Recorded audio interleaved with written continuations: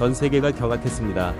서방 세계의 자존심이자 미국의 가장 오래된 혈맹이었던 영국이 돌연등을 돌린 겁니다.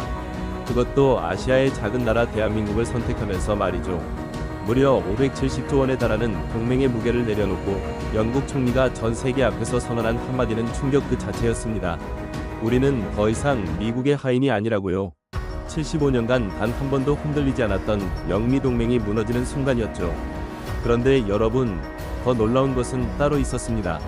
영국이 미국을 버린 이유가 단순한 감정 때문이 아니었다는 사실이에요. 영국 총리는 이렇게 말했습니다. 한국은 단 하나의 정책으로 우리를 매료시켰다고요. 도대체 대한민국이 영국에 무엇을 보여줬길래 세계 최강대국 미국과의 75년 혈맹을 벌이게 만든 걸까요? 한국이 조용히 준비해온 비밀무기의 정체는 과연 무엇이었을까요? 당신이 미처 몰랐던 대한민국의 놀라운 이야기가 지금 시작됩니다. 여러분, 대한민국이 자랑스럽다면 댓글로 응원 한마디 남겨주세요. 구독과 좋아요, 알림 설정까지 해주시면 새로운 감동 사연을 가장 먼저 만나보실 수 있습니다. 그럼 바로 시작할게요. 그날 아침 워싱턴은 평온했습니다. 포토맥 강 위로 옅은 안개가 피어올랐고 국방부 건물 위에는 성조기가 바람에 느릿하게 펄럭이고 있었죠. 미국 국무부 유럽 담당 부차관보 마이클은 펜타곤 지하 회의실에서 커피를 마시며 보고서를 검토하고 있었습니다. 창문 하나 없는 콘크리트 벽으로 둘러싸인 그 공간은 미국 국방 전략의 심장부이자 세계 질서를 설계하는 비밀스러운 방이었어요. 이 방에서 내려진 결정 하나가 지구 반대편 나라의 운명을 좌우하곤 했습니다. 그 무게감을 마이클은 누구보다 잘 알고 있었죠. 웨스트포인트를 졸업하고 펜타곤에서 10년, 나토 주재 미국 대표부에서 8년을 근무한 그는 유럽 각국 정부의 속내를 꿰뚫어보는 것이 전문 분야였습니다. 솔직히 말하면 그는 그 일을 꽤나 즐기고 있었죠. 타국의 약점을 파고들어 미국의 뜻대로 움직이게 만드는 것이야말로 25년간 그가 해온 일이었으니까요. 어떤 이들은 그것을 외교라고 불렀지만 마이클은 속으로 다른 이름을 붙이고 있었습니다. 지배라고 말이에요. 그날 회의 안건은 단순했습니다. 영국에 대한 압박 수위를 어느 정도로 올릴 것인가라는 주제였죠. 회의 테이블에는 국방부 차관과 국무부 정책기획실장, 그리고 방산업계를 대표하는 로비스트 2명이 자리를 잡고 있었습니다. 분위기는 묘하게 들떠 있었는데요. 마치 어린 시절 개미집에 물을 붓기 직전에 그 짜릿한 기대감과 비슷한 것이었어요. 누군가를 쥐어짜는 쾌감을 이 방에 있는 모든 사람이 공유하고 있었던 것이죠. 국방부 차관이 브리핑을 시작했죠. 영국 현안 종합보고서라는 제목이 대형 스크린에 떴고 첫 번째 항목부터 마이클의 입꼬리를 슬며시 끌어올렸어요. 영국 공군 현황 보고서가 화면에 나타났습니다. 현재 영국이 보유한 최첨단 전투기 중 35%가 부품 부족으로 지상에 발이 묶여있는 상태였죠. 미국이 핵심 부품 공급을 중단한 지 불과 4개월 만에 벌어진 일이었습니다. 생각해 보십시오. 대영 제국의 하늘을 지키던 최첨단 전투기들이 경납고에서 먼지만 쌓이고 있었던 겁니다. 세계 최강의 전투기라고 해도 부품이 없으면 고철 덩어리에 불과하다는 냉혹한 현실을 영국은 뼈저리게 실감하고 있었죠. 그 전투기들은 한 대에 수천억 원을 호가하는 세계 최고의 무기였지만 미국이 부품 공급의 열쇠를 쥐고 있는 한 영국은 그저 바라볼 수밖에 없었습니다. 하늘의 지배권을 잃어버린다는 것은 단순히 군사력이 약해진다는 의미가 아니었어요. 한 나라의 주권이 다른 나라의 손에 달려있다는 치욕적인 고백이나 마찬가지였습니다. 400년 대영 제국의 영광이 경납고 안의 먼지와 함께 빛을 잃어가고 있었죠. 회의실의 한쪽 벽면에는 유럽 지도가 크게 걸려 있었습니다. 영국은 그 지도 위에서 작은 섬나라로 표시되어 있었죠. 한때 세계의 4분의 1을 지배했던 대영 제국의 영광은 이미 역사 속으로 사라진 지 오래였습니다. 하지만 영국인들은 아직도 그 영광을 잊지 못하고 있었고 미국은 바로 그 자존심을 교묘하게 이용해왔던 것이에요. 동맹이라는 이름 아래 영국의 군사력을 미국의 세계 전략에 종속시키면서도 마치 대등한 관계인 양포장해온 셈이었습니다. 표면적으로는 특별한 관계라는 화려한 수사가 두 나라를 감싸고 있었지만 실상은 전혀 달랐죠. 미국이 지시하고 영국이 따르는 일방적인 관계가 75년간 지속되어 왔던 것이었습니다. 국방부 차관이 물었습니다.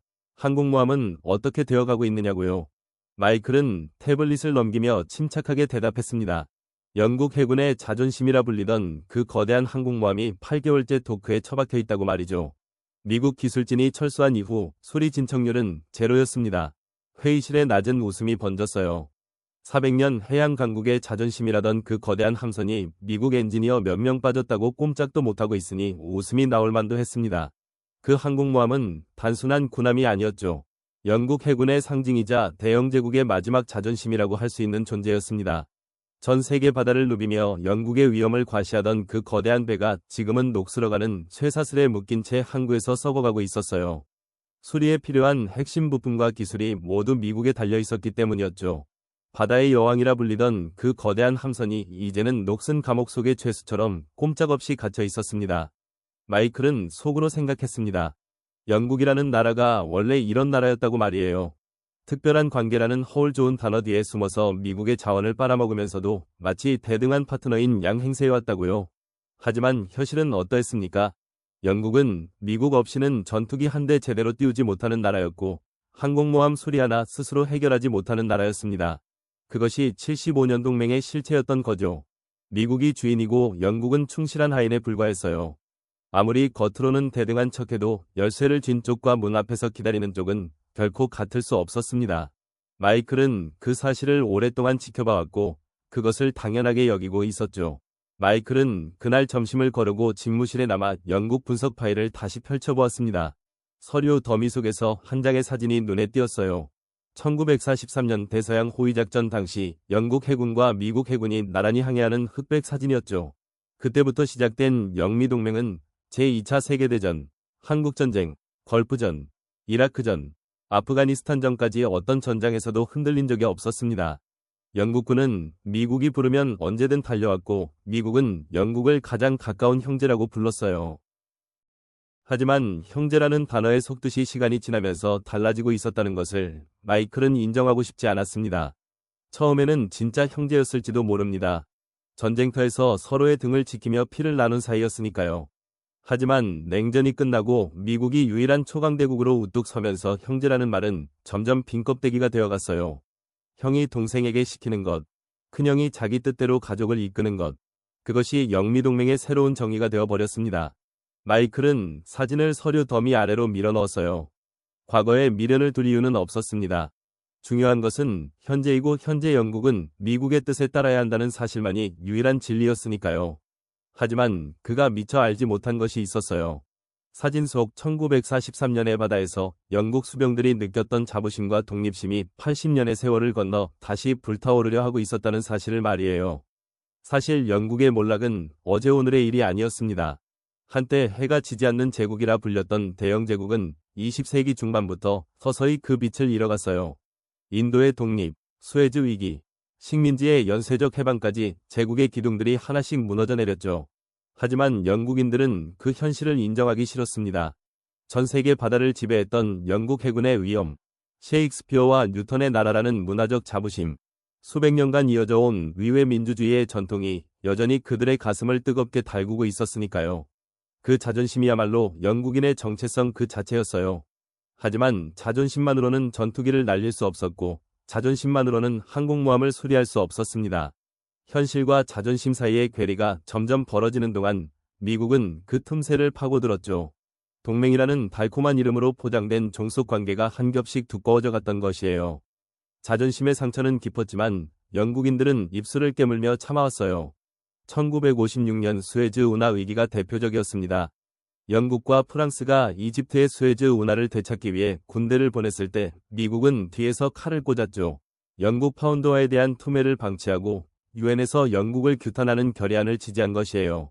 결국 영국은 굴욕적으로 군대를 철수해야 했습니다. 그 사건은 대영 제국의 실질적인 종말을 알리는 사건이었어요. 세계를 지배하던 제국이 미국의 한마디에 무릎을 꿇었으니까요. 그 이후로 영국은 절대로 미국의 뜻에 거스르지 않겠다는 불문율을 스스로에게 부과했습니다. 이라크 전쟁도 그랬어요. 대량살상 무기가 없다는 것을 알면서도 미국이 가자고 하니 따라갔고 영국 젊은이들이 사막에서 피를 흘렸죠. 전쟁 명분이 거짓이었다는 사실이 드러난 뒤에도 영국은 미국에 항의 한마디 하지 못했습니다. 미국의 정보에 속았다는 분노보다 미국과의 관계를 유지해야 한다는 현실론이 더 강했기 때문이었어요.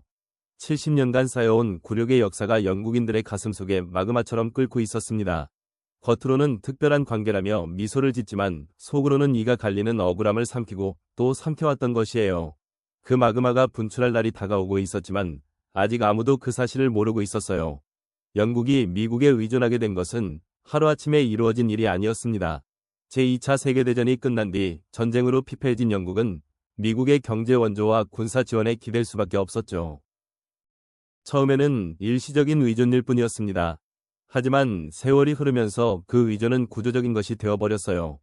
미국의 무기 시스템을 도입하고 미국의 정보망에 연결되고 미국의 전략적 판단에 따라 움직이는 것이 당연한 관행이 되어갔으니까요.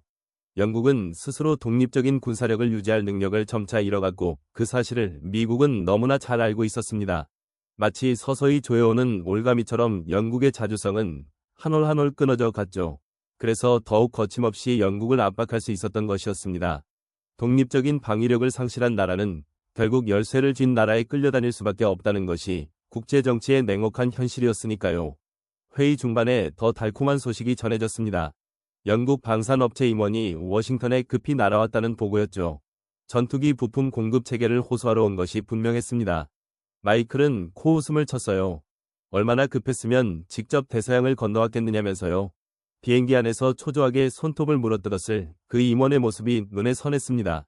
국방부 차관이 물었죠. 만나줄 겁니까? 마이클은 고개를 저었습니다. 3일쯤 기다리게 하자고 했죠. 급한 건 저쪽이니까요. 그것이 미국의 방식이었습니다. 동맹국이라고 해서 특별 대우를 해줄 이유는 없었고 오히려 동맹이기 때문에 더 쉽게 다룰 수 있었어요. 영국이 아무리 발버둥을 쳐도 결국 미국 품으로 돌아올 수밖에 없다는 것을 그들 모두 알고 있었으니까요. 대서양을 건너온 그 영국 임원은 호텔방에서 전화기만 쥔 채 하염없이 기다려야 했습니다. 마이클은 그 모습을 상상하며 만족스러운 미소를 지었죠. 세계 최고의 전투기 기술과 최첨단 무기 시스템, 글로벌 정보망까지 이 모든 것이 미국에 집중되어 있었습니다. 영국이 대체 어디로 가겠습니까? 대안이라는 것 자체가 존재하지 않는 상황이었죠. 회의가 끝날 무렵 한 분석관이 조심스럽게 질문을 던졌습니다. 혹시 영국이 다른 대안을 찾으면 어떻게 하느냐고요? 마이클은 피식 웃으며 되물었어요. 다른 대안이라니 어디에서 말입니까? 분석관이 대답했습니다. 유럽 내에서 아니면 아시아 쪽에서 새로운 파트너를 물색할 수도 있지 않겠느냐고요. 회의실에 짧은 침묵이 흘렀습니다. 그리고 곧 폭소가 터져나왔죠. 아시아라고요? 누가요? 일본이요? 아니면 설마 한국이요? 한국이 뭔데요? 자동차나 만들고 노래나 부르는 나라가 뭘 해주겠다는 겁니까? 웃음이 한참이나 이어졌습니다.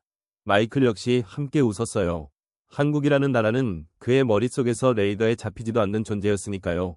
물론 한국이 폴란드에 전차를 좀 팔았다는 소식은 들은 적이 있었습니다. 하지만 그게 전부였죠. 러시아가 무서워서 정신줄을 놓은 동유럽 국가들이 급한 대로 싸구려 무기를 사들인 것뿐이라고 생각했습니다.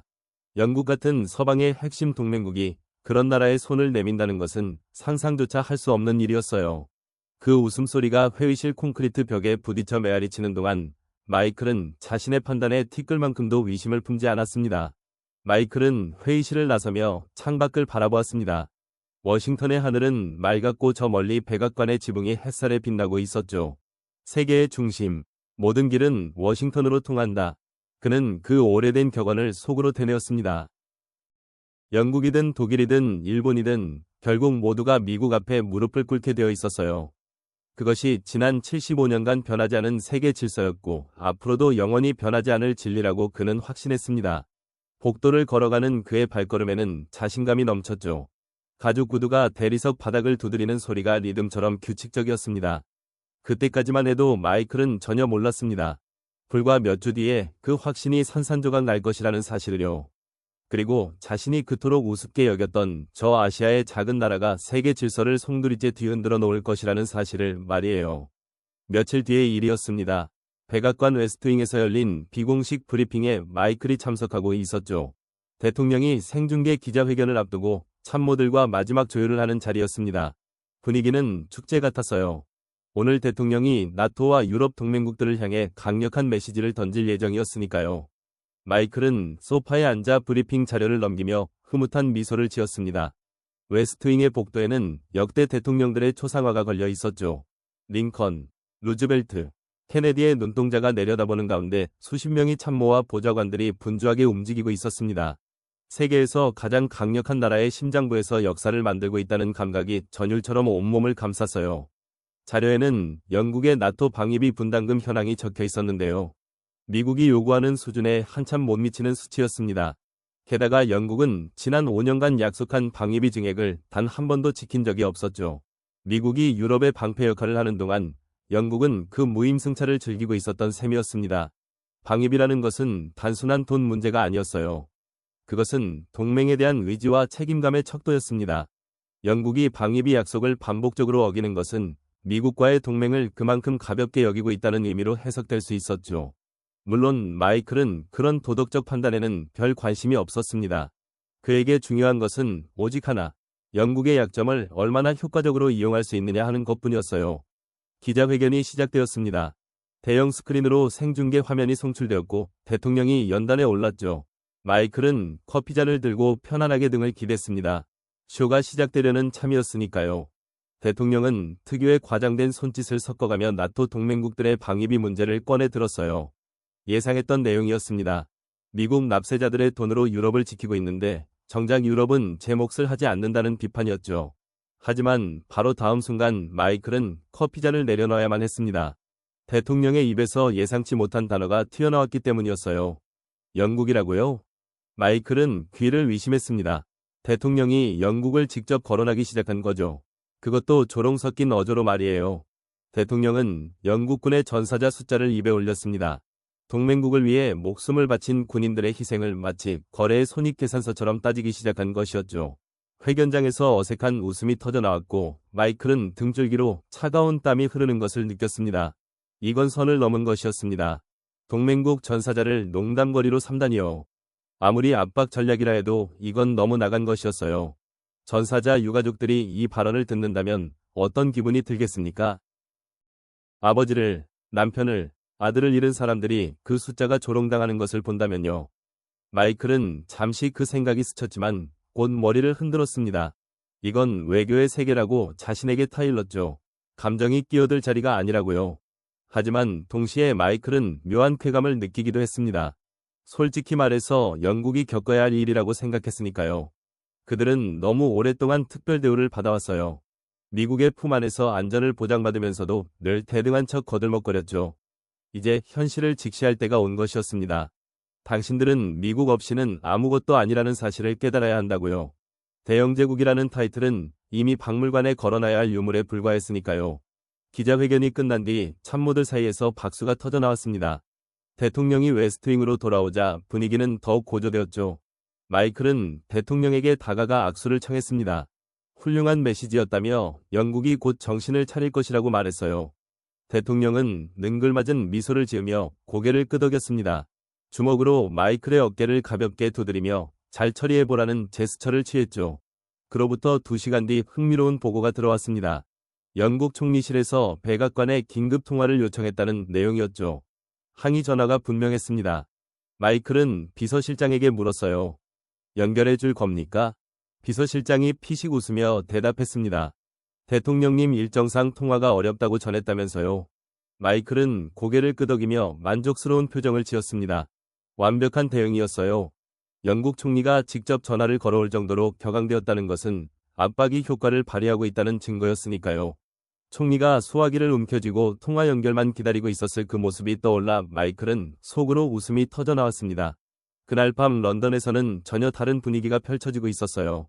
다우닝 스트리트 10번지의 총리 관저에서 영국 총리는 텔레비전 화면을 꺼버린 채 오랫동안 창밖을 바라보고 있었습니다. 비서관이 조심스럽게 커피를 가져다 놓았지만 총리는 손도 대지 않았죠.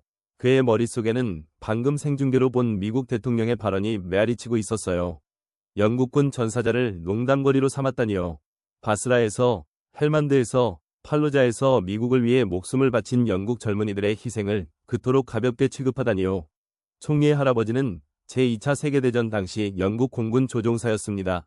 독일 폭격기로부터 런던을 지키기 위해 하늘에서 목숨을 걸었던 분이었죠. 전쟁이 끝난 뒤에도 평생 악몽에 시달리셨어요. 불타는 전후의 비행기를 보며 아무것도 할 수 없었던 그 기억이 할아버지의 잠을 앗아갔습니다.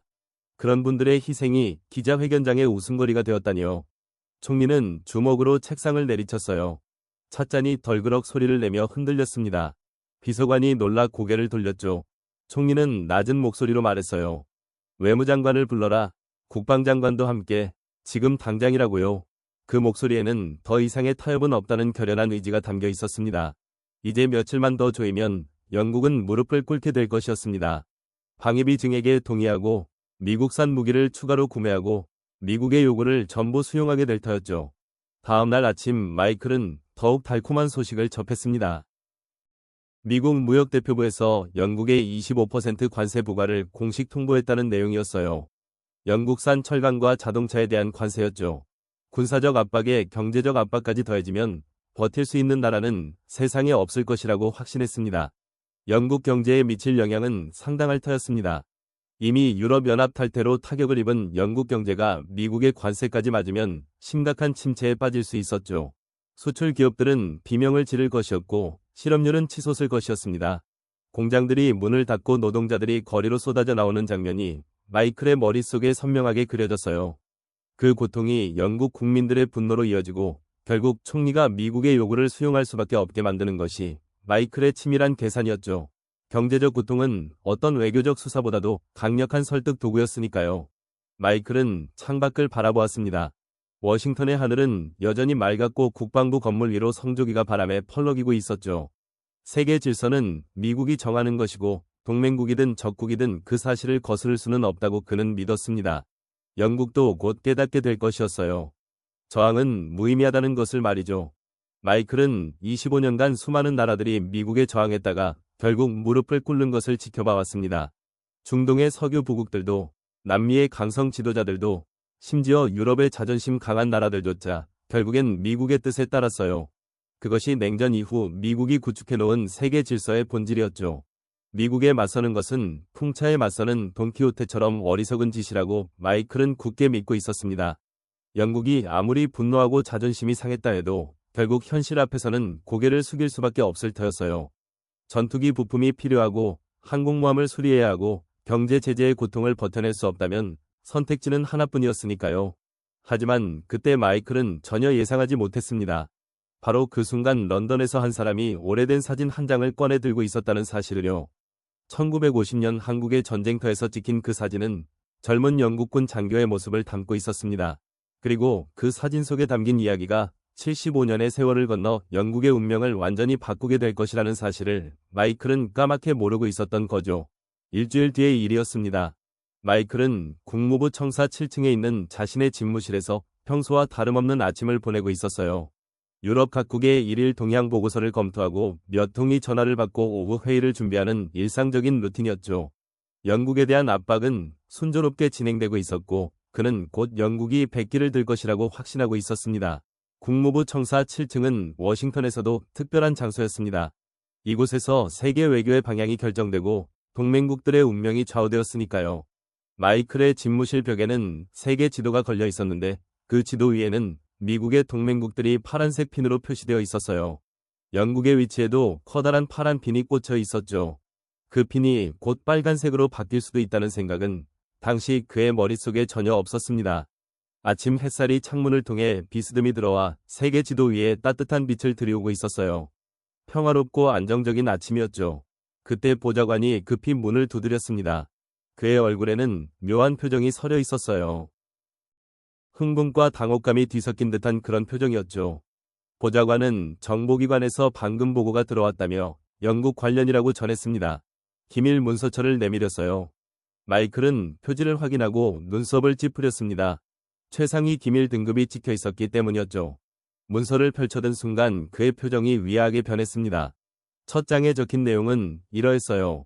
영국 국방부 긴급 강요회의 개최. 주제는 대체 안보 파트너십 검토. 마이클은 고개를 갸웃거렸습니다. 대체 안보 파트너십이라니요? 미국을 대체할 파트너를 찾겠다는 뜻이란 말입니까? 웃음이 나오려 했죠. 하지만 다음 문장에서 웃음이 얼어붙었습니다. 검토 대상국 목록 첫 번째에 대한민국이라는 글자가 선명하게 박혀 있었기 때문이었어요. 마이클은 문서를 다시 읽었습니다. 오타인가 싶었죠. 하지만 대한민국이라는 글자는 분명했고 그 옆에는 방위산업 협력 가능성 분석이라는 부제가 붙어 있었습니다. 그는 피식 웃음을 터뜨렸어요. 한국이라고요? 영국이 한국과 손을 잡겠다고요? 이건 농담이 분명했습니다. 마이클은 보좌관을 돌아보며 확인된 정보가 맞느냐고 물었죠.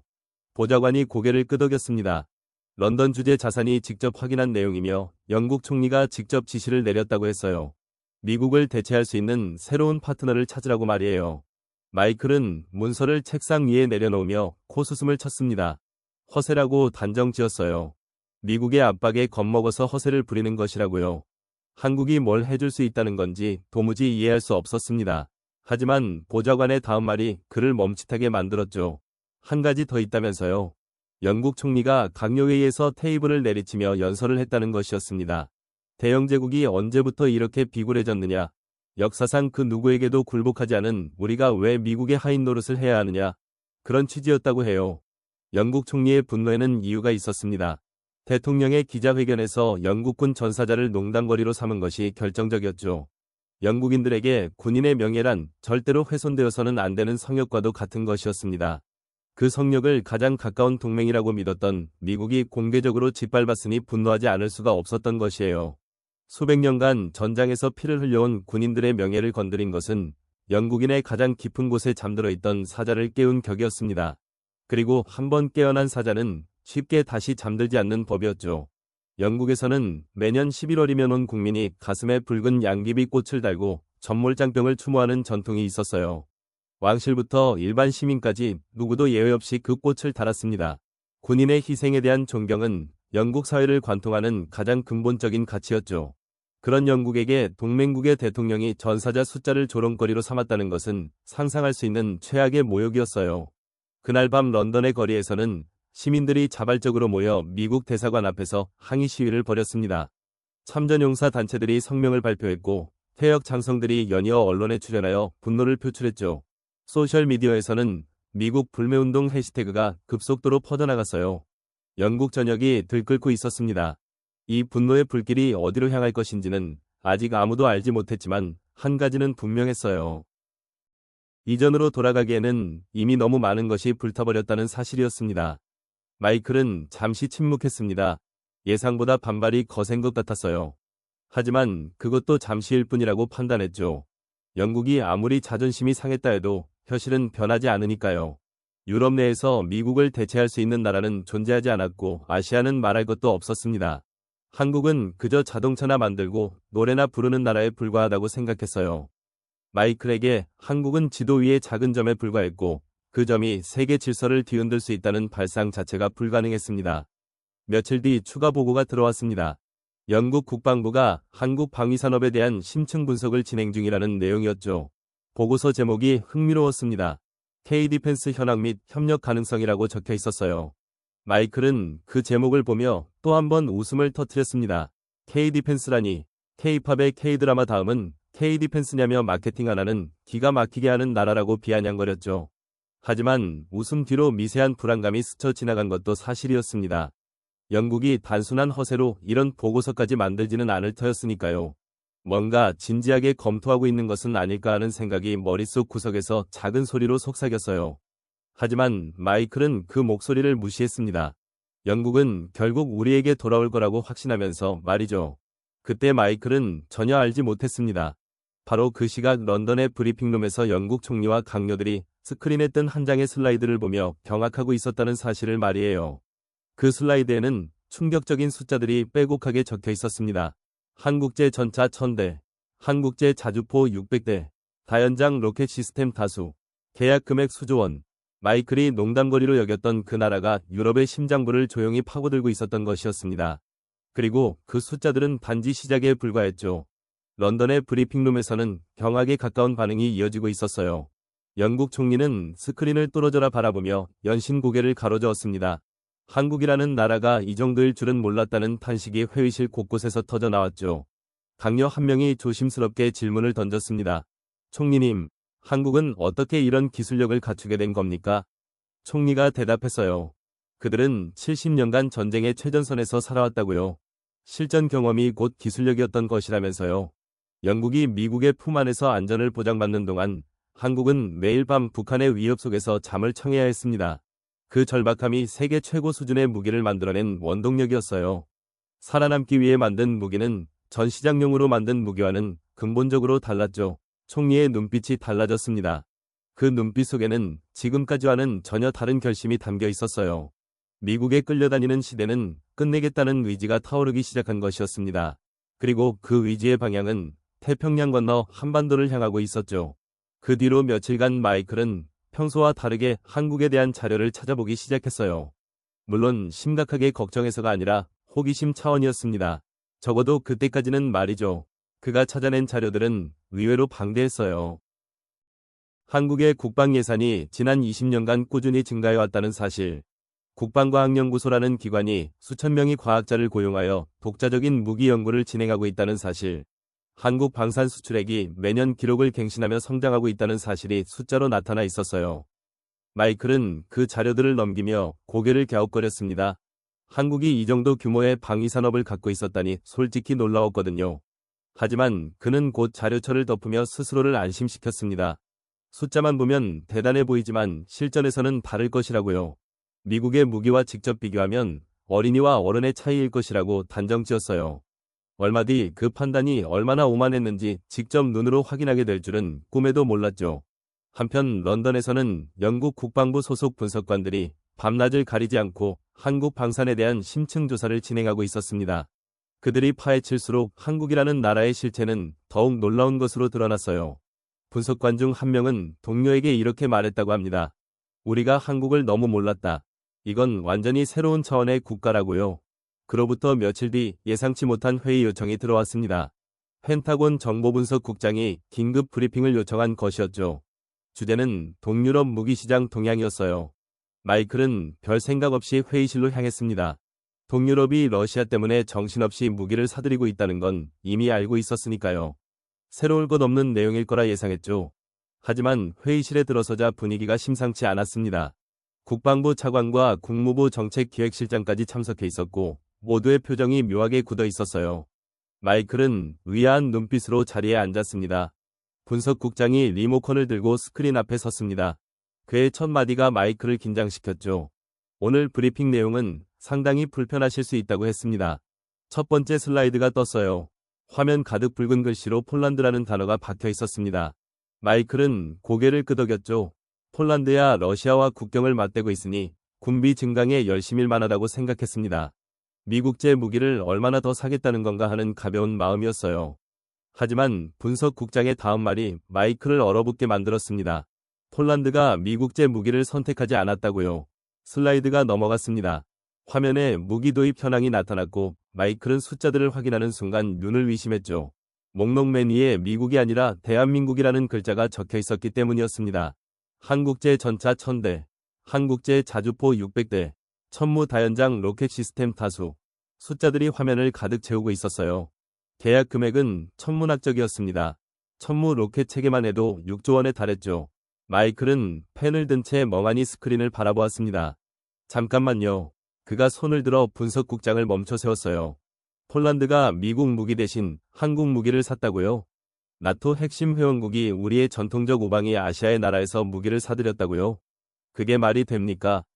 분석국장이 무표정하게 고개를 끄덕였습니다. 사실이라고 했죠.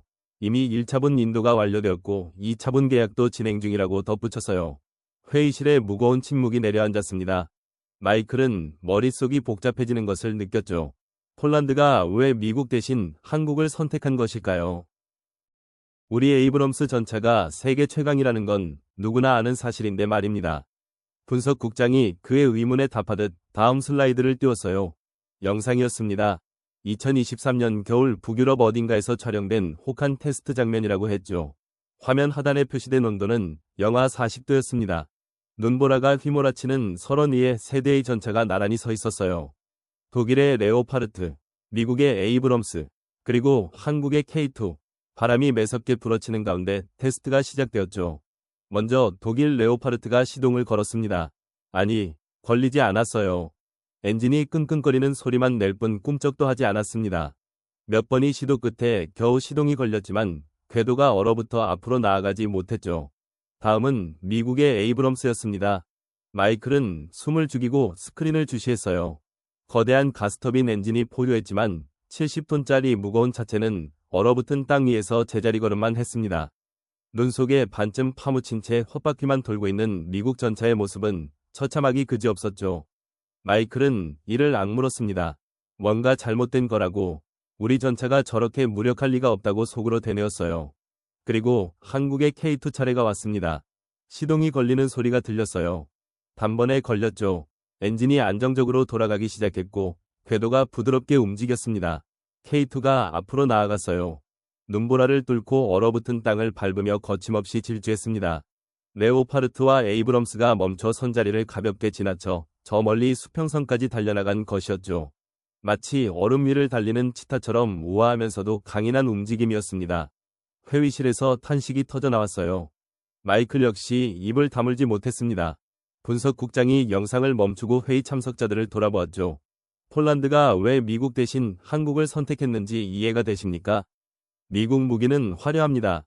하지만 동유럽의 혹한에서는 무용지물이에요. 마이클은 반박하려 했습니다. 하지만 입이 떨어지지 않았죠. 방금 본 영상이 너무나 충격적이었기 때문이었습니다. 분석국장이 말을 이었어요. 한국은 북한이라는 적과 70년간 대치하며 실전을 준비해온 나라입니다. 그들의 무기는 전시장용이 아니라 진짜 전쟁터에서 살아남기 위해 만들어진 것이었죠. 다음 슬라이드가 떴습니다. 한국제 자주포의 세계시장 점유율이었어요. 원형 그래프의 절반 이상을 한국이 차지하고 있었죠. 50% 이상으로 세계 1위였습니다.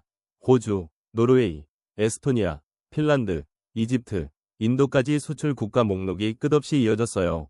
마이클은 그 목록을 보며 처음으로 진짜 불안감을 느꼈습니다. 이건 단순히 폴란드 하나의 문제가 아니었죠.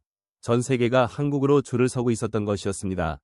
우리가 영국을 압박하고 나토를 소나기에 쥐고 있다고 자부하는 동안 저 아시아의 작은 나라가 조용히 세계 무기 시장을 잠식하고 있었어요. 분석국장이 마지막으로 한마디를 덧붙였어요. 한국의 방위산업이 하루아침에 이루어진 것이 아니라고 했습니다. 1970년대부터 시작된 방산자주화의 길은 쉽지 않았죠. 당시 한국은 미국으로부터 무기를 원조받는 입장이었고 자체 개발 능력이라고는 소총 하나 제대로 만들지 못하는 수준이었어요. 하지만 그때 한 가지 결정적인 사건이 벌어졌습니다. 미국이 주한미군 일부를 철수하겠다고 통보한 것이었어요. 한국의 안보를 미국에만 의존하는 것이 얼마나 위험한지를 뼈저리게 깨달은 순간이었죠. 그날 이후 한국은 이를 악물고 독자적인 무기 개발에 매달리기 시작했습니다. 과학자들은 밤을 새웠고 기술자들은 외국 무기를 분해하고 조립하며 원리를 파악했어요. 선진국들이 기술 이전을 거부하면 스스로 개발했고 실패하면 또 실패하면서 결국 해냈습니다. 자주포를 만들고 전차를 만들고 미사일을 만들고 잠수함까지 만들어냈죠. 그 과정에서 흘린 땀과 눈물은 이루 말할 수 없었어요. 수많은 기술자들이 가족과의 시간을 포기하고 연구실에서 밤을 지새웠습니다. 명절에도 귀향하지 못한 채 실험실 형광등 아래에서 도면을 붙잡고 있었죠. 그들의 손등에는 용접 화상의 흔적이 남아있었고 눈 밑에는 만성적인 수면 부족의 그림자가 드리워져 있었어요. 하지만 단 한 명도 포기하지 않았습니다. 다시는 다른 나라에 우리의 안보를 맡기지 않겠다는 일념 하나로 버텨냈죠. 50년이 걸렸습니다. 반세기에 걸친 집념의 결과물이 바로 오늘 영하 40도의 눈보라 속에서 질주하던 그 전차였어요. 분석국장이 슬라이드를 넘기며 결론을 내렸습니다. 한국의 무기는 단순한 공산품이 아닙니다. 그것은 한 민족의 생존 의지가 응축된 결정체라고요. 마이클은 그 말에 반박하고 싶었지만 입이 떨어지지 않았어요. 방금 본 영상이 모든 것을 말해주고 있었으니까요. 회의가 끝난 뒤에도 마이클은 한동안 자리에서 일어나지 못했습니다. 영하 40도의 눈보라 속에서 질주하던 K2 전차의 모습이 뇌리에서 떠나지 않았죠. 설마 영국도 저걸 보고 마음이 흔들린 걸까요? 아니, 그럴 리 없다고 스스로에게 말했습니다. 영국은 서방의 핵심 국가이고 폴란드 같은 변방 국가와는 차원이 다르다고요. 하지만 가슴 한구석에서 불안의 불씨가 은밀하게 타오르기 시작한 것만은 부인할 수 없었어요. 마이클은 집무실에 돌아와 혼자 앉아 오랫동안 생각에 잠겼습니다. 미국 방산업계의 근본적인 문제가 떠올랐어요. 미국의 무기는 세계 최고의 성능을 자랑했지만 동시에 세계 최고의 가격표가 붙어 있었죠. 개발 비용이 천문학적으로 치솟았고 납기는 항상 지연되었으며 유지보수 비용은 눈덩이처럼 불어났어요.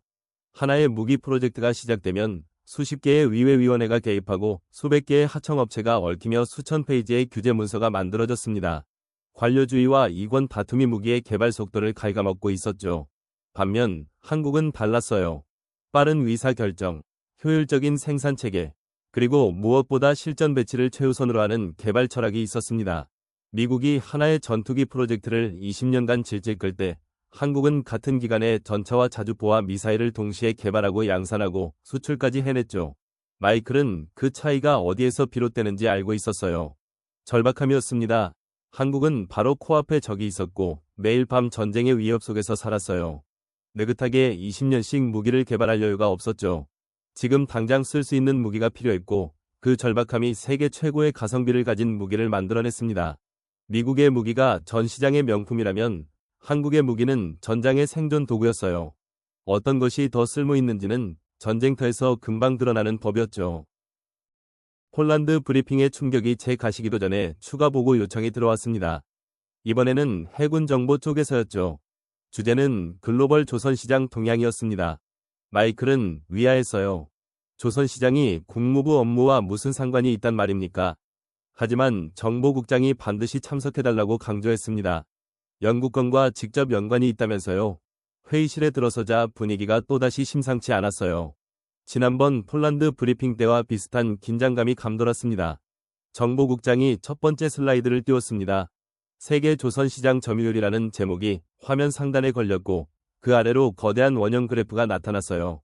마이클은 그래프를 보는 순간 의자 등받이에 몸이 굳어지는 것을 느꼈습니다.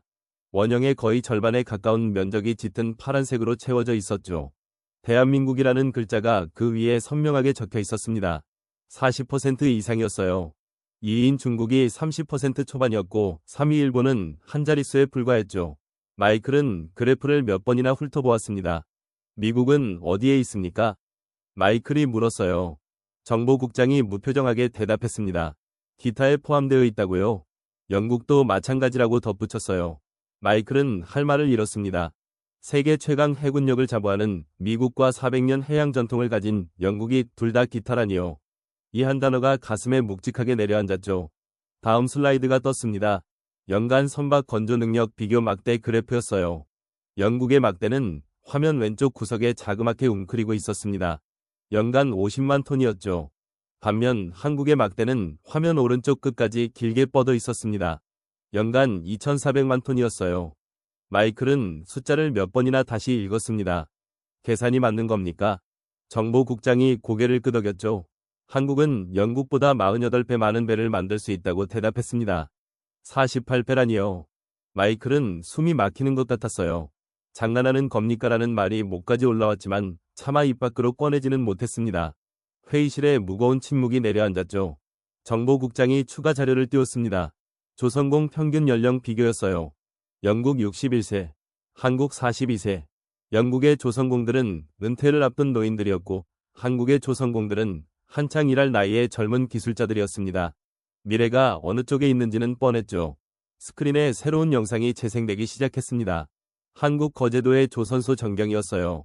밤하늘 아래 수십 개의 거대한 크레인이 붉은 불빛을 번쩍이며 쉴 새 없이 움직이고 있었습니다. 도크 안은 환한 조명에 휩싸여 대낮처럼 밝았고 수천 명의 작업자들과 용접 로봇들이 일사불란하게 움직이고 있었죠. 마치 거대한 생명체가 숨쉬고 있는 것 같은 광경이었어요. 그 규모는 상상을 초월했습니다. 하나의 조선소 안에 축구장 수십 개를 합쳐놓은 것보다 넓은 면적이 펼쳐져 있었고 동시에 수십 척의 선박이 건조되고 있었죠. 밤이라고 해서 작업이 멈추는 법은 없었습니다. 한국의 조선소는 24시간 365일 가동되었어요. 크리스마스에도, 설날에도, 태풍이 몰아치는 날에도 불이 꺼지는 일은 없었습니다. 그것은 단순한 근면성실함을 넘어선 것이었죠. 생존을 위한 몸부림에 가까웠어요. 전쟁의 폐허에서 일어선 사람들이 다시는 가난과 무력함으로 돌아가지 않겠다는 집념으로 불을 밝히고 있었습니다. 용접봉의 불꽃 하나하나에 한국인의 혼이 담겨 있었죠. 영국의 조선소들이 하나둘 문을 닫고 숙련공들이 은퇴해 가는 동안 한국은 정반대의 길을 걷고 있었어요. 최첨단 로봇 기술과 인공지능을 도입하면서도 장인 정신을 잃지 않았고 젊은 기술자들이 끊임없이 유입되며 세대 교체가 이루어지고 있었습니다. 미래를 향해 달려가는 나라와 과거에 머무는 나라의 차이가 이렇게까지 극명할 수 있다는 사실에 마이클은 전율을 느꼈죠. 정보국장이 설명을 이어갔습니다. 한국의 대형 조선사들은 이미 디지털 트윈 시스템을 도입했다고 했어요. 선박 전체 설계도가 3차원으로 디지털화되어 있어서 배가 도크에 들어오기도 전에 인공지능이 고장 부위를 예측하고 3차원 프린터로 부품을 미리 찍어 놓는다고 했습니다. 영국이 한 척 수리하는데 2년 걸릴 때 한국은 3주면 끝낸다고요. 마이클은 8개월째 도크에 처박혀 있는 영국의 항공모함을 떠올렸죠. 미국 기술진이 철수한 뒤 녹슬어가고 있는 대영제국 해군의 자존심을 말이에요. 그 거대한 배가 부품 하나 때문에 움직이지 못하고 있을 때 지구 반대편의 조선소에서는 로봇들이 밤낮 없이 배를 만들고 수리하고 있었습니다. 그 대비가 처참할 정도로 극명했어요. 하지만 진짜 충격은 그 다음이었습니다. 정보국장이 마지막 슬라이드를 띄웠어요. 캐나다 차세대 잠수함 프로젝트라는 제목이 눈에 들어왔습니다. 계약 규모 60조 원이라는 숫자 아래 최종 후보 국가 목록이 나열되어 있었죠. 마이클은 눈을 의심했습니다. 미국과 프랑스를 제치고 한국이 가장 유력한 후보로 지목되어 있었기 때문이었어요. 잠수함은 해군 기술의 정수라고 할 수 있습니다. 핵추진 잠수함을 운용하는 미국과 프랑스를 제치고 한국이 최종 후보라니요. 이건 상상조차 할 수 없는 일이었죠. 잠수함이라는 무기가 왜 특별한지를 이해하면 이 소식이 얼마나 충격적인지 알 수 있었어요. 잠수함은 모든 해군 무기 중에서 가장 복잡한 기술의 집합체였습니다. 수백 미터 깊이의 바닷속에서 수개월간 작전해야 하니 모든 시스템이 완벽해야 했죠. 산소 재생 장치, 수중 음파 탐지 체계, 어뢰 발사관, 핵추진 장치까지 하나라도 고장나면 승조원 전원의 목숨이 위태로워지는 극한의 환경이었어요. 그래서 잠수함을 자체 설계하고 건조할 수 있는 나라는 전 세계의 손가락으로 꼽을 정도밖에 없었습니다. 미국, 러시아, 프랑스, 영국, 중국 정도였죠. 그런데 이 반열에 한국이 올라섰다는 것이에요. 한국의 잠수함 기술은 조용히 하지만 놀라운 속도로 발전해 왔습니다. 처음에는 독일 기술을 도입하여 소형 잠수함을 만들었지만 점차 독자 설계 능력을 키워나갔어요. 3,000톤급 잠수함을 자체 개발하더니 이제는 수직 발사관까지 탑재한 최첨단 잠수함을 건조하고 있었습니다. 수직 발사관이라는 것은 잠수함에서 미사일을 쏠 수 있다는 뜻이었어요. 이 기술을 가진 나라가 몇 되지 않는다는 것을 생각하면 한국의 기술력이 어느 수준에 도달했는지 짐작할 수 있었죠. 캐나다가 미국과 프랑스 대신 한국을 선택하려 한다는 것은 바로 이 기술력에 대한 인정이었습니다. 마이클은 손을 들어 질문했습니다. 이게 확인된 정보입니까? 캐나다가 정말로 미국 대신 한국을 선택하려 한다고요?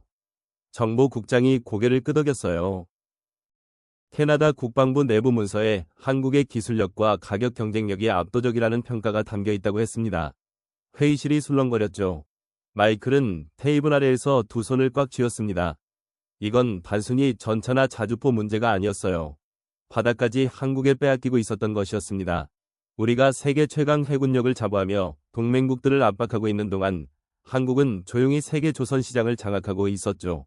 방심하는 사이에 판 자체가 뒤집히고 있었습니다. 정보국장이 브리핑을 마무리하며 한마디를 덧붙였어요.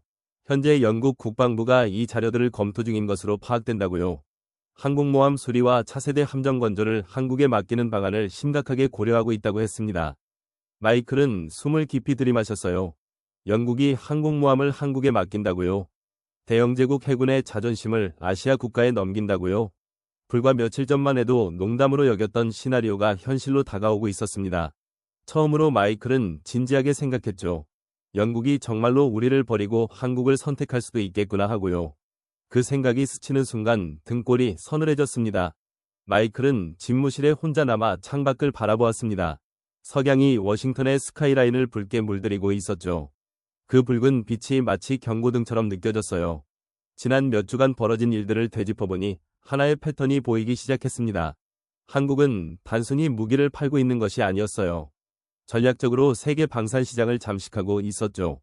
폴란드로 유럽 대륙의 교두보를 확보하고 캐나다로 북미 시장에 발을 들이밀고 있었으며 호주와 인도를 통해 아시아 태평양 시장까지 장악하려 하고 있었습니다. 그리고 이제 영국이라는 결정적인 카드를 손에 넣으려 하고 있었어요. 영국을 얻는다는 것은 서방 세계의 핵심에 진입한다는 의미였죠. 나토의 주요 회원국이자 UN 안보리 상임이사국인 영국이 한국의 파트너가 된다면 그 파급력은 상상을 초월할 것이었습니다. 마이클은 손으로 이마를 짚었어요. 어쩌다 이 지경까지 왔을까요? 불과 몇 달 전만 해도 한국은 그의 레이더에 잡히지도 않는 나라였는데 지금은 미국의 가장 위험한 경쟁자가 되어 있었습니다. 가장 뼈아픈 점은 한국이 미국을 공격해서 이긴 것이 아니라는 사실이었어요.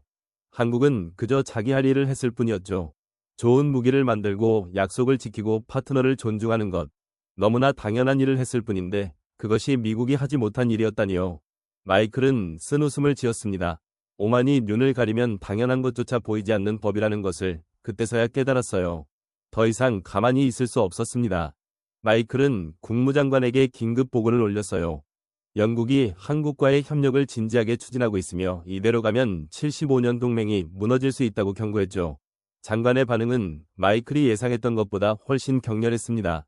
그는 책상을 내리치며 소리쳤어요. 영국 놈들이 미쳤군. 감히 우리를 배신해라고 말이에요. 그날 밤 워싱턴의 핵심 인사들이 비밀리에 소집되었습니다.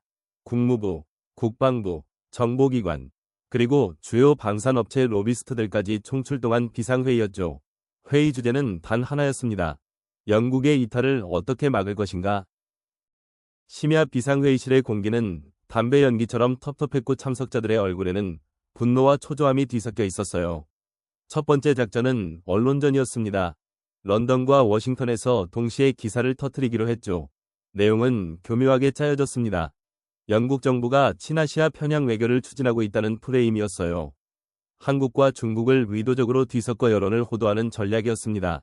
한국은 중국과 완전히 다른 나라였지만 일반 대중이 그걸 구분할 리 없다는 계산이었죠. 아시아라는 뭉뚱그린 이미지 속에 한국을 가두어 두려 했던 것이에요.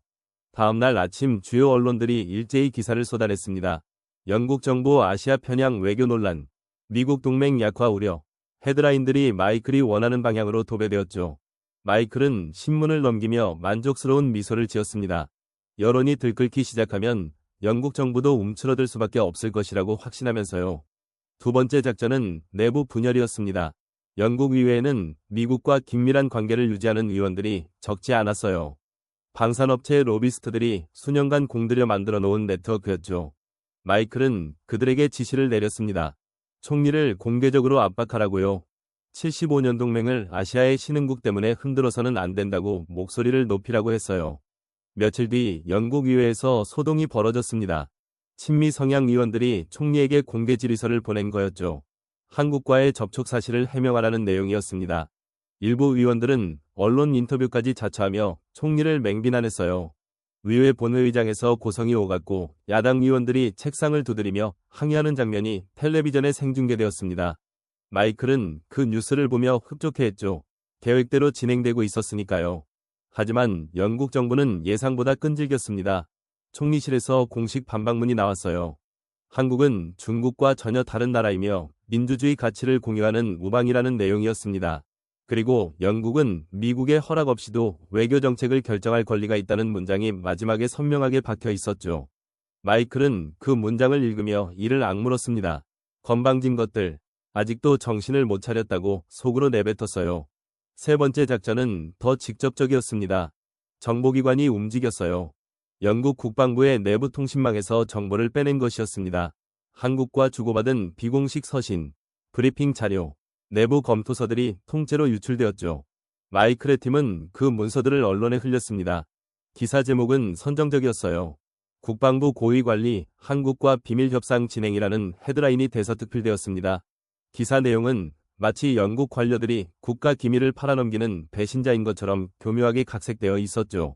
진실은 왜곡되었고 맥락은 삭제되었으며 남은 것은 공포와 의혹뿐이었습니다. 마이클은 유출된 문서들이 언론에 퍼지는 것을 지켜보며 잠시 양심의 가책을 느꼈어요.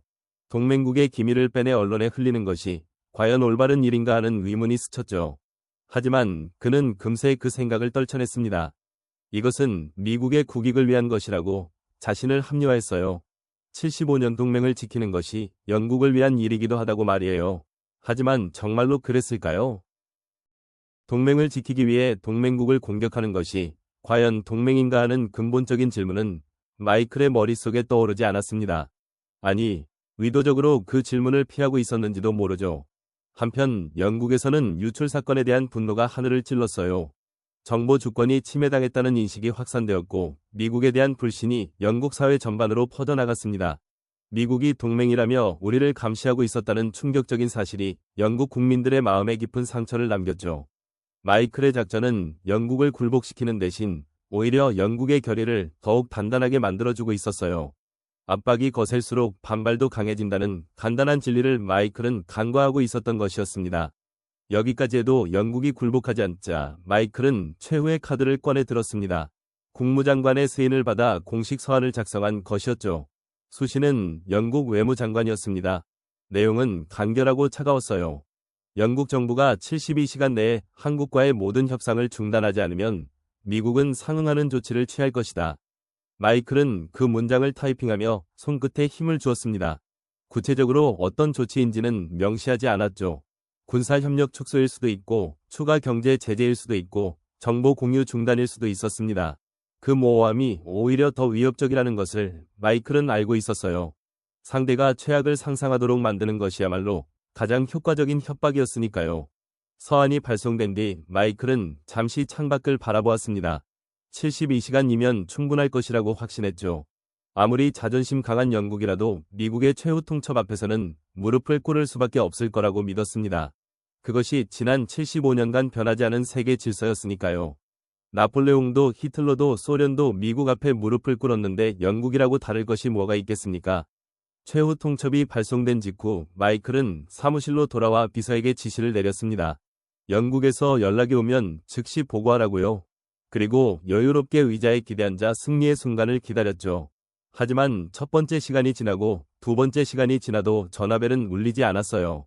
5시간이 지났을 때 마이클은 처음으로 시계를 의식했습니다.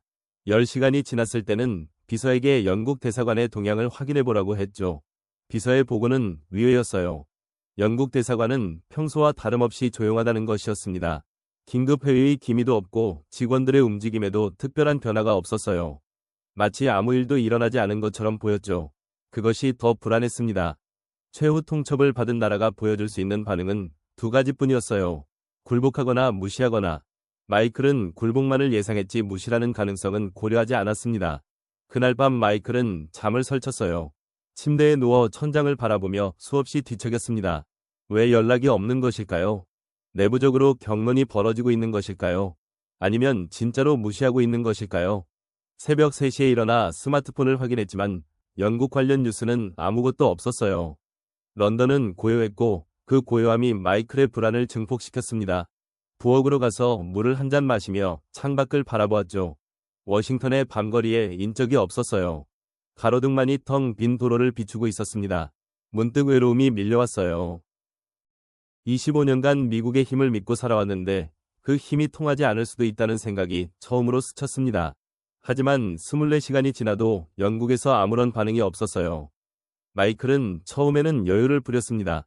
내부 논의에 시간이 걸리는 것이겠지라고 생각했죠. 48시간이 지나도 마찬가지였습니다.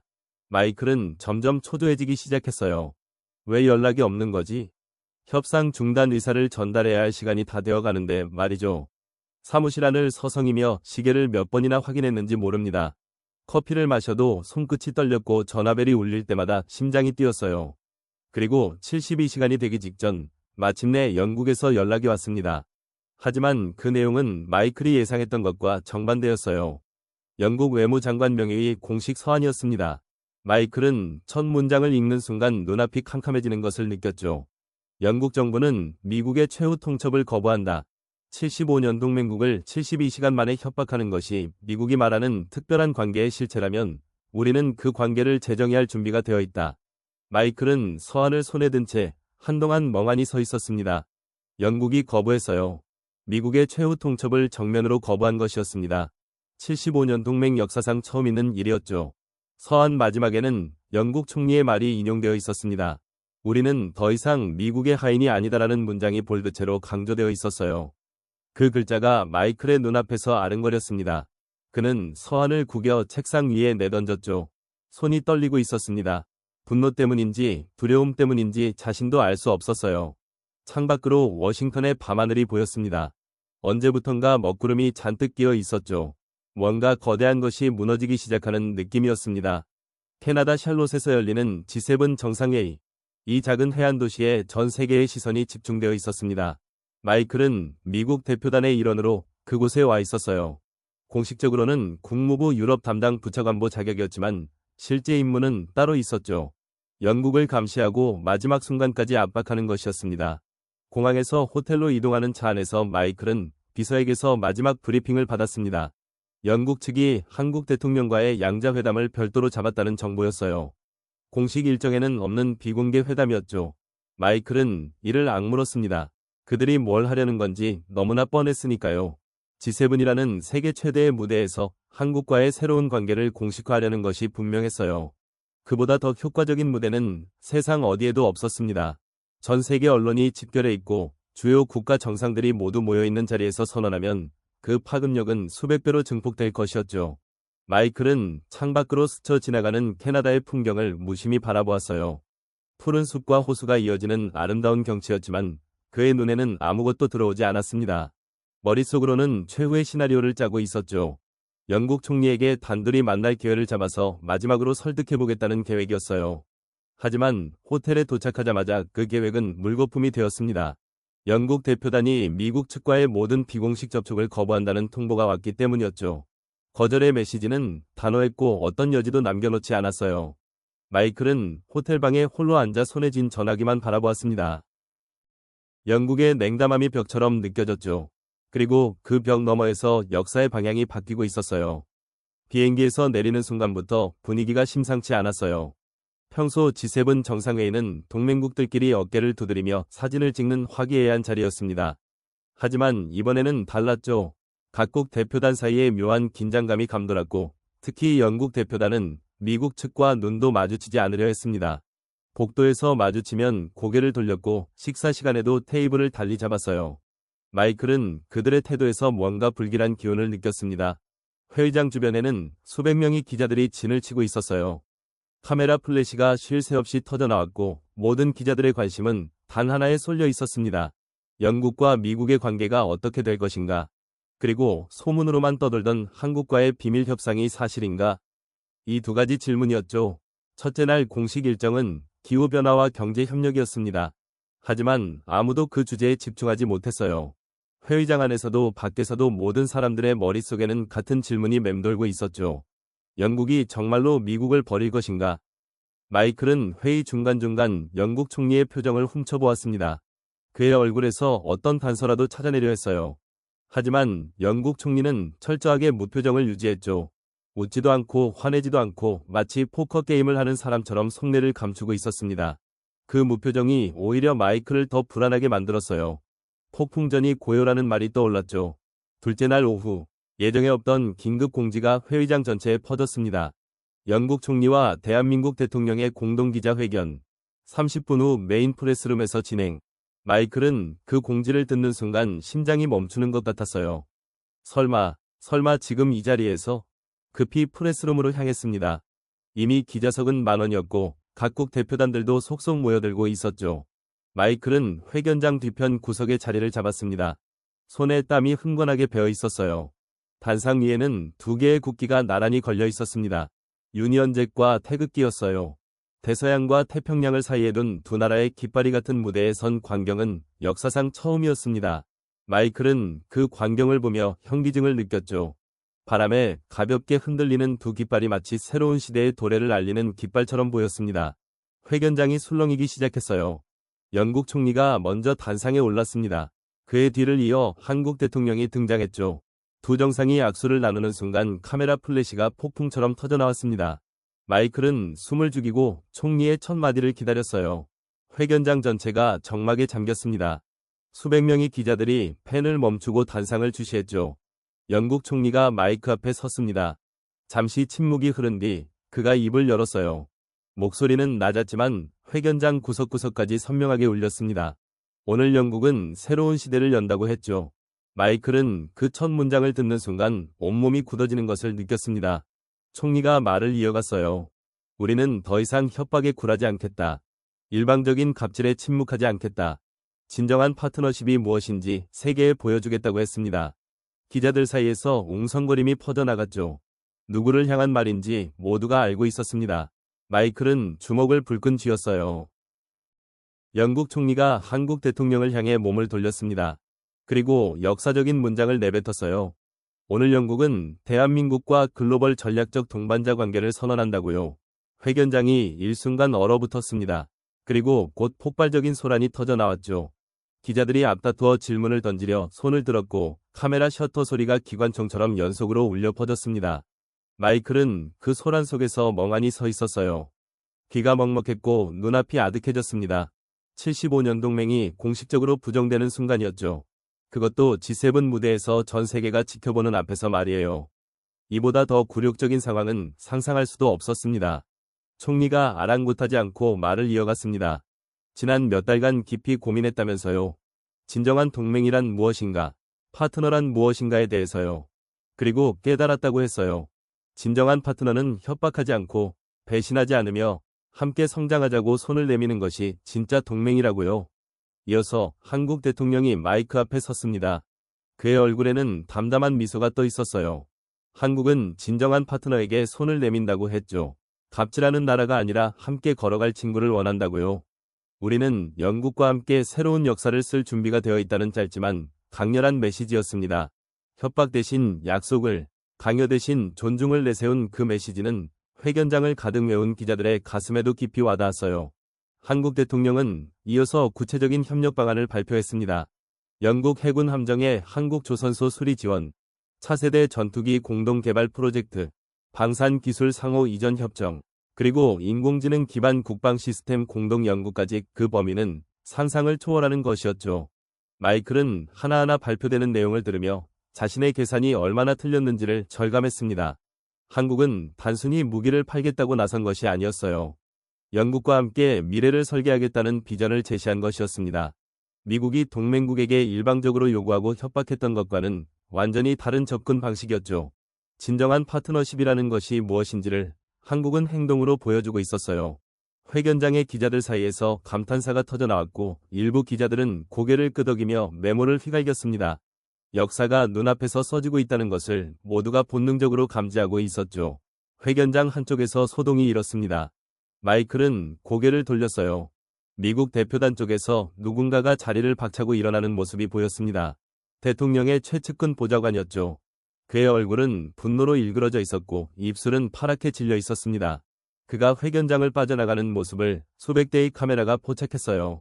미국 대표단 퇴장이라는 자막과 함께 그 장면은 실시간으로 전 세계에 중계되었습니다. 패배의 순간이 전 세계 안방에 생중계된 셈이었죠. 회견장 안에서는 시간이 멈춘 것 같았어요. 프랑스 대표단은 서로 눈빛을 교환하며 의미심장한 미소를 짓고 있었고 독일 대표단은 고개를 끄덕이며 메모를 하고 있었습니다. 일본 대표단의 표정은 복잡했죠. 자신들의 가장 가까운 이웃이자 경쟁국이 세계 무대의 중심으로 걸어나오는 것을 보며 놀라움과 경계심이 뒤섞인 눈빛을 보내고 있었어요. 캐나다 대표단은 가장 적극적인 반응을 보였습니다. 이미 한국과 잠수함 프로젝트를 논의 중이었던 터라 이번 선언이 자신들의 판단이 옳았음을 확인해주는 셈이었거든요. 기자석에서는 전화기를 붙잡고 본사에 긴급 타전하는 소리가 여기저기서 들려왔어요. 이것은 단순한 외교적 선언이 아니었습니다. 제2차 세계대전 이후 미국이 주도해온 서방 동맹 체제의 최초의 균열이 공개적으로 드러난 역사적 사건이었죠. 그리고 그 균열의 반대편에 대한민국이 서 있었다는 사실이 전 세계를 경악시켰습니다. 학자들은 훗날 이날을 캐나다 선언이라 부르게 될 것이었어요. 75년간 지속된 단극 체제의 종언을 알리는 신호탄이었죠. 미국이 만들어 놓은 세계 질서의 벽에 최초의 돌을 던진 것은 대영 제국이었고 그 돌의 방향을 결정한 것은 한반도의 작은 나라였습니다. 역사의 아이러니란 이런 것이었어요. 75년 전 한국전쟁에서 영국이 한국을 지키기 위해 피를 흘렸고 75년 뒤에는 한국이 영국의 새로운 길을 열어준 것이었으니까요. 두 나라 사이에 흐르는 보이지 않는 인연의 실이 수십 년의 시간을 건너 다시 이어진 셈이었습니다. 마이클은 그 자리에 남아 있어야 했습니다. 퇴장하면 패배를 인정하는 꼴이 되니까요. 하지만 남아있는 것도 고문이었어요. 기자들의 시선이 따갑게 느껴졌고 다른 나라 대표단들이 수군거리는 소리가 들려왔죠. 마이클의 발밑에서 땅이 꺼지는 느낌이었습니다. 기자회견이 끝난 뒤 마이클은 잠시 회견장 밖으로 나왔어요. 캐나다의 6월 바람이 시원하게 얼굴을 스쳤지만 가슴속은 불덩어리처럼 뜨거웠습니다. 스마트폰을 꺼내 뉴스를 확인했죠. 이미 전 세계가 들끓고 있었어요. 영국 미국 버리고 한국 선택. 75년 동맹 균열이라는 헤드라인이 모든 언론의 첫 화면을 장식하고 있었습니다.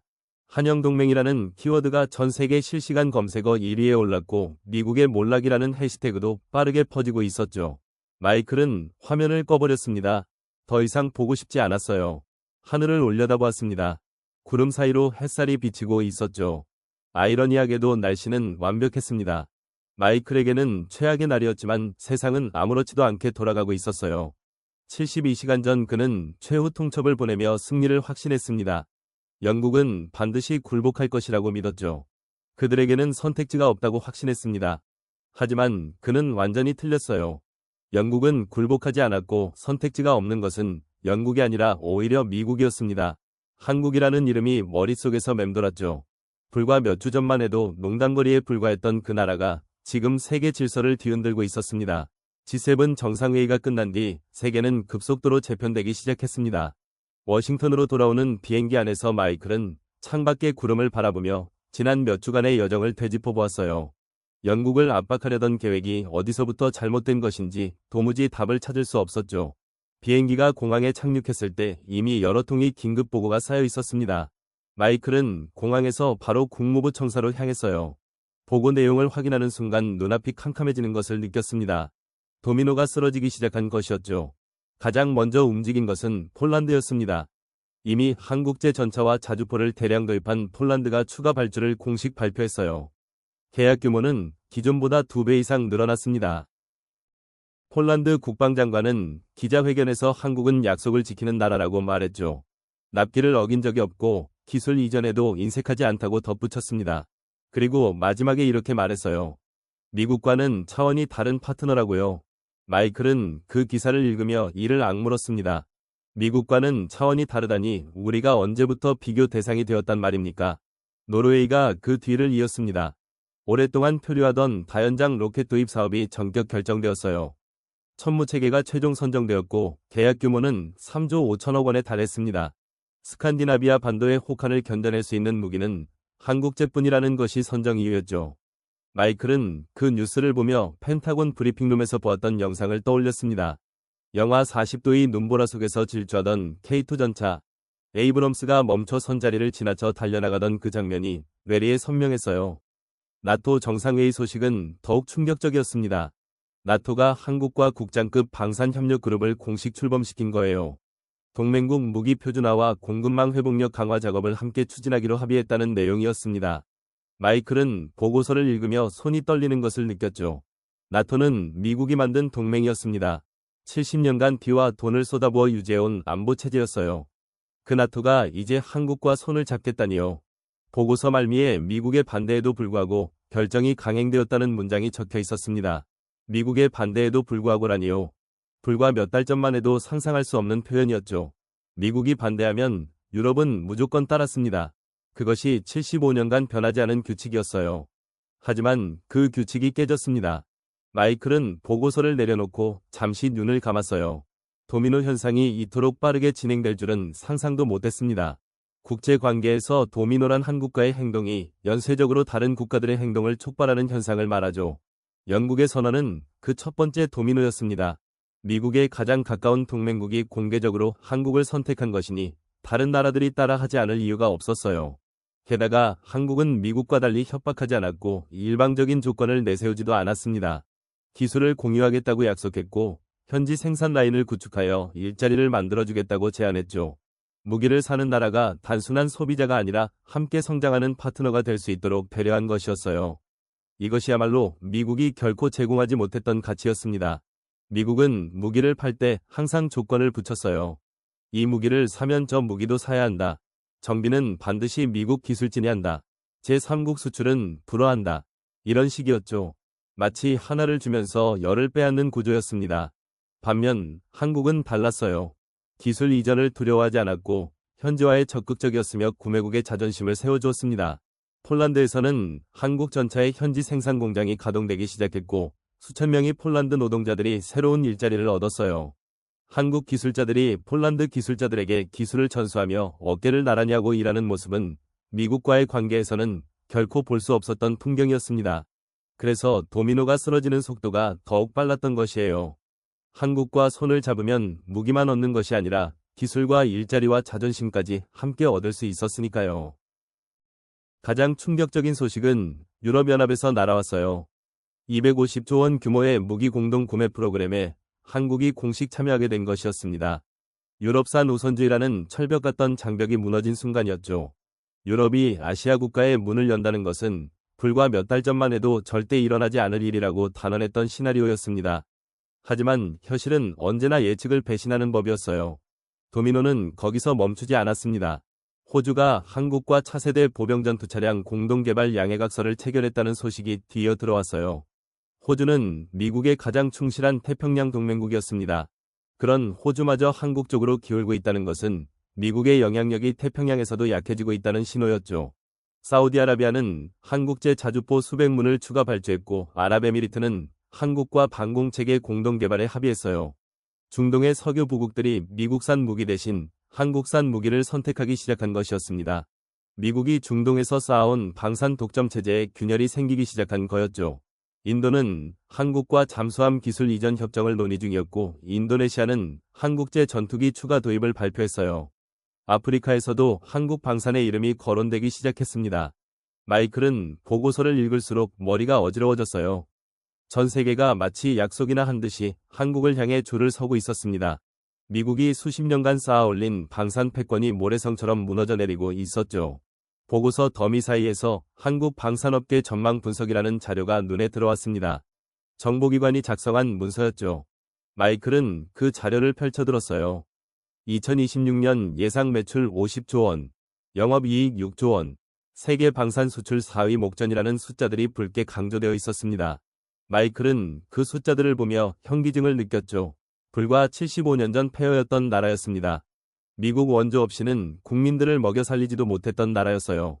그 나라가 이제 세계 방산 시장의 판도를 바꾸고 있었습니다. 자료 마지막 페이지에는 한국 방산 성장의 원동력이라는 분석이 담겨 있었죠. 마이클은 그 부분을 천천히 읽어 내려갔습니다. 70년간 휴전선에서 실전을 준비한 경험, 정부의 일관된 방산 육성 정책, 그리고 무엇보다 죽기 살기로 달려온 국민성이 핵심 요인으로 꼽혀 있었어요. 분석관의 평가는 냉정했습니다. 한국인들에게 실패란 곧 멸망을 의미한다. 그래서 그들은 밤낮 없이 달린다. 불가능하다는 말을 들으면 오기가 생겨서 반드시 해내고 만다고 적혀 있었죠. 마이클은 그 문장에 밑줄을 그었습니다. 그리고 깨달았어요. 미국이 패배한 이유를 말이에요. 미국은 한국을 과소평가했습니다. 노래나 부르고 드라마나 찍는 나라라고 비웃었죠. 전차 몇 대 팔았다고 으스대는 신흥국 정도로 얕보았습니다. 하지만 그들은 완전히 다른 존재였어요. 70년간 전쟁의 공포 속에서 살아남기 위해 이를 악물고 달려온 민족이었습니다. 맨손으로 폐허에서 일어나 세계를 놀라게 한 사람들이었죠. 그 절박함과 집념을 미국은 이해하지 못했어요. 아니, 이해하려 하지 않았습니다. 그것이 미국의 패인이었죠. 며칠 뒤 마이클은 사표를 제출했습니다. 공식적인 이유는 개인 사정이었지만 실제로는 책임을 지는 것이었어요. 영국을 잃은 것은 그의 판단 착오 때문이었으니까요. 72시간 최후 통첩이라는 오만한 결정이 오히려 영국의 결심을 굳혀주었죠. 협박은 역효과를 낳았고 미국은 돌이킬 수 없는 것을 잃었습니다. 사무실 짐을 정리하면서 마이클은 벽에 걸린 세계 지도를 바라보았어요. 파란 핀이 꽂혀있던 영국의 위치가 눈에 들어왔죠. 그 핀을 뽑아야 할 때가 온 것이었습니다. 하지만 마이클의 손은 움직이지 않았어요. 그 핀을 뽑는 순간 75년의 역사가 끝난다는 것을 인정하는 셈이었으니까요. 마이클은 지도 앞에 서서 한참을 그렇게 있었습니다. 한반도의 위치에 시선이 멈추었죠. 작은 반도였어요. 지도 위에서 한국은 정말 작았습니다. 하지만 그 작은 나라가 해낸 일은 거대했죠. 마이클은 처음으로 한국이라는 나라에 대해 진지하게 생각해 보았습니다. 전쟁의 폐허에서 일어나 반도체와 자동차와 문화 콘텐츠로 세계를 사로잡더니 이제는 방위산업까지 세계를 뒤흔들고 있었어요. 도대체 이 나라는 어떤 나라있길래 이런 일을 해내는 것일까요? 마이클은 스스로에게 물었지만 답은 찾기 어려웠습니다. 아니, 답은 이미 알고 있었는지도 몰라요. 다만 인정하기 싫었을 뿐이었죠. 한국인들의 저력은 어떤 이론으로도 설명할 수 없는 것이었습니다. 그것은 머리가 아니라 가슴으로 느끼는 것이었고 역사가 아니라 정신으로 이해하는 것이었어요. 사표가 수리된 날 동료들이 작별 인사를 건네왔지만 대부분 형식적이었어요. 영국을 잃은 책임자라는 꼬리표가 이미 그에게 붙어 있었으니까요. 한때 그를 우러러보던 후배들도 눈을 피했고 함께 웃으며 영국을 조롱하던 동료들은 마치 자신들은 아무 관련이 없다는 듯 거리를 두었습니다. 권력의 세계란 원래 그런 곳이었어요. 승자의 주변에는 사람이 몰리고 패자의 곁에는 공허만 남는 것이었죠. 마이클은 25년간 사용하던 집무실을 둘러보았습니다. 벽에는 역대 국무장관들과 악수하는 사진이 걸려 있었고 책상 위에는 각국 외교관들에게서 받은 선물들이 놓여 있었어요. 서랍 안에는 수천 통의 기밀 문서 사본이 빼곡했죠. 이 모든 것이 오늘로 끝이었습니다. 마이클은 개인 물건만 챙겨 상자에 넣었어요. 아내의 사진, 웨스트포인트 졸업 사진, 그리고 아버지에게서 물려받은 만년필 한 자루가 전부였습니다. 25년의 커리어가 골판지 상자 하나에 다 들어갔어요. 허무하다는 생각이 들었지만 동시에 이상한 해방감도 느꼈습니다. 더 이상 누군가를 협박하지 않아도 되고 동맹국의 약점을 찾아 헤매지 않아도 되었으니까요. 문을 나서기 전 마이클은 마지막으로 창밖을 바라보았어요. 워싱턴의 가로수들이 바람에 흔들리고 있었습니다.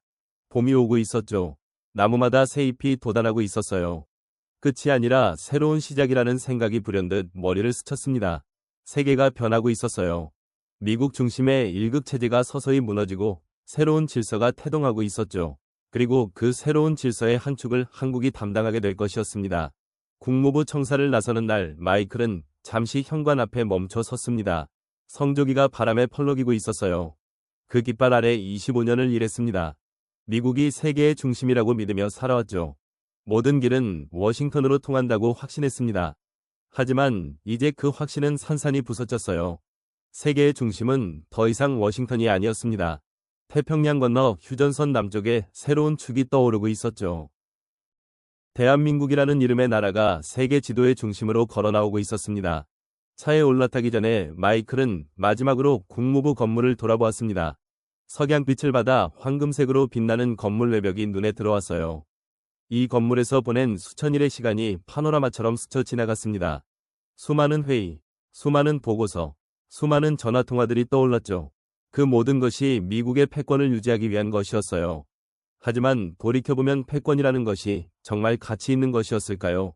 동맹국을 협박하고 약소국을 압박하며 쌓아올린 패권이 결국 무엇을 남겼습니까? 신뢰를 잃었고 동맹을 잃었고 세계의 존경을 잃었어요. 힘으로 유지한 질서는 더 큰 힘이 나타나면 무너지게 되어 있었습니다. 한국은 힘이 아닌 다른 것으로 세계를 끌어들이고 있었어요. 신뢰와 성실과 진정성이었죠. 그것이 미국이 결코 돈으로 살 수 없는 것이었습니다. 집으로 돌아가는 길에 마이클은 라디오를 켰어요. 뉴스가 흘러나왔습니다. 영국의 항공모함이 한국 조선소에서 수리를 마치고 다시 바다로 나갔다는 소식이었죠. 8개월간 도크에 묶여있던 대영제국 해군의 자존심이 한국의 손길로 되살아난 것이었습니다. 마이클은 쓴 웃음을 지었어요. 미국이 부품 공급을 끊어 영국을 압박하려 했던 바로 그 항공모함이 한국 기술로 수리되어 다시 바다를 누비고 있었으니까요. 그것도 단 3주 만의 말이에요. 라디오에서 영국 해군 관계자의 인터뷰가 흘러나왔습니다. 한국 엔지니어들은 새벽 3시에도 일했다고 하더군요. 그들은 우리 배를 자기 배처럼 대했다면서요. 미국과 일할 때는 느껴보지 못한 진심이었다고 했습니다. 진심이라는 그 단어가 마이클의 가슴에 깊이 박혔어요. 어쩌면 그것이야말로 미국에 없었던 것인지도 모릅니다. 미국은 동맹국을 파트너가 아니라 수입원으로 보았죠. 함께 성장하는 것이 아니라 착취하는 대상으로 여겼습니다. 그리고 그 대가를 지금 치르고 있었어요. 마이클은 차를 세우고 잠시 하늘을 올려다보았습니다. 워싱턴의 밤하늘에 별이 빛나고 있었죠. 그 별들 사이로 새로운 세계 질서가 떠오르는 것이 보이는 듯했습니다. 1950년 국토의 대부분이 잿더미였던 나라가 있었어요. 세계는 단언했습니다. 한국은 영원히 가난에서 벗어나지 못할 것이라고요. 하지만 75년이 흘렀습니다. 반도체 세계 1위, 배터리 세계 1위, 조선 세계 1위, 그리고 이제 방위산업까지 세계를 놀라게 하고 있었어요. 한때 한국을 얕보았던 강대국들이 줄을 서서 대한민국의 손을 잡으려 하고 있었습니다. 미국은 협박했지만 대한민국은 달랐어요. 협박 대신 약속을 지켰고 갑질 대신 기술을 나눴습니다. 그래서 영국이 선택했고 폴란드가 선택했고 유럽이 문을 열었죠. 이것은 기적이 아니었습니다. 75년간 피와 땀으로 일궈낸 결과였어요. 대한민국. 이 5글자가 이제 세계 질서를 정의하는 단어가 되었습니다. 전쟁의 폐허에서 일어나 세계를 놀라게 한 기적의 나라. 협박 대신 신뢰로 세상을 바꾼 나라. 그 이름은 대한민국이었어요. 앞으로도 대한민국의 이야기는 계속될 것이고 그 이야기를 써나가는 주인공은 바로 여러분입니다.